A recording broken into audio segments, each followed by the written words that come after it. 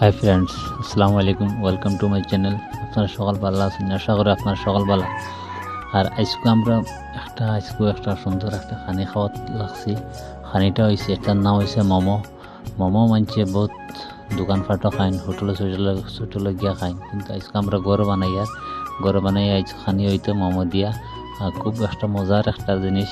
এটা তোমার চাউমিনের লাখান একটা খাইতে বহুত ইন্টারেস্ট লাগে।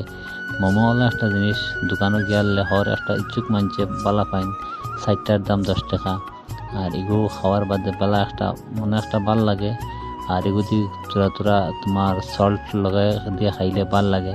কিন্তু আজকে আমরা ঘরে বানাই খাওয়া হইব, দেখবা আপনাইতে খাইলে বহুত টেস্ট লাগে। জানি যে কেউ ভাববো এগু সব ওলা লাগে রসুনল্লা খান। দেখাইনি কি সুন্দর একটা জিনিস মোমো। তার নাম হয়েছে মোমো। খাইতে বহুত ভাল লাগে। আপনি তো খাইবা ঘরে বানাইয়া।